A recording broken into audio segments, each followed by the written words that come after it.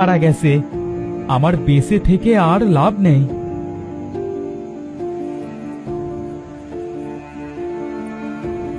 এ কি করছো তুমি চাষি? এভাবে পাপ করছো কেন? কে কে কথা বলে? আমি নদী, আমি কথা বলছি। কি করব বলো? একে একে আমার 4 সন্তান কি মেরে ফেলেছে কে যেন। শোকে আমার বউটাও মরল। এবার আমি বেঁচে থেকে কি করব? তোমার সন্তান কারা চাষি? এই যে দেখো, এরাই আমার সন্তান। এই রাজহাঁসগুলো, ওদের বড় করেছি ছোট থেকে। ওদের শোকে আমার বউ মারা গেছে। এবার আমিও মরব। তুমি কষ্ট পেও না চাষি, আমি তোমার 3টে হাঁসের প্রাণ ফিরিয়ে দিচ্ছি, কিন্তু ওদের গলা জোড়া লাগিয়ে দিতে পারবো না।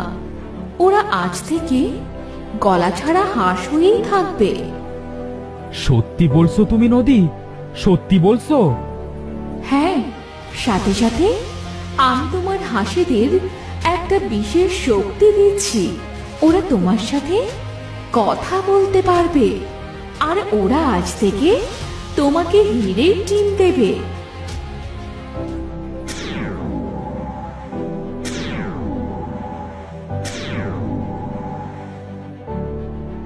ধন্যবাদ তোমায় নদী, অসংখ্য ধন্যবাদ। বাবা, আমরা আবার প্রাণ ফিরে পেয়েছি। হ্যাঁ বাবা, আমাদের ওই শয়তান কালু এভাবে মেরে ফেলেছিল। হ্যাঁ বাবা, আমাদের ছোট বোনটিকেও ওই বস্তাত কালুই মেরে ফেলেছিল। কি? কেন? ও তোদের মেরেছিল কেন বাবা?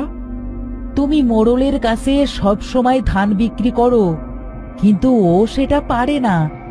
তাই হিংসার বশে ও আমাদের মেরে ফেলে তোমাকে শিক্ষা দিতে চেয়েছিল। ওকে শাস্তি দাও বাবা, ওকে শাস্তি দাও। হ্যাঁ বাবা, তুমি ওকে শাস্তি দেওয়ার ব্যবস্থা করো। আমাদের মৃত্যুর জন্য ওই দায়ী। কিন্তু আমি কিভাবে ওকে শাস্তি দেব? তুমি মোড়ল মশাইয়ের বাড়ি যাও, তাকে সব খুলে বলো। তিনি খুব ভালো মানুষ, আর তোমাকেও খুব ভালোবাসেন। তিনি নিশ্চয়ই ওই কালুকে শাস্তি দেবে। বেশ, আমি এখনই মোড়লের কাছে যাচ্ছি।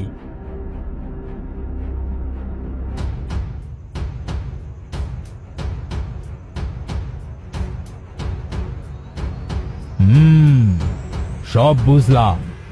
ওই কালু বেটাকে আমার আগে থেকে পছন্দ ছিল না।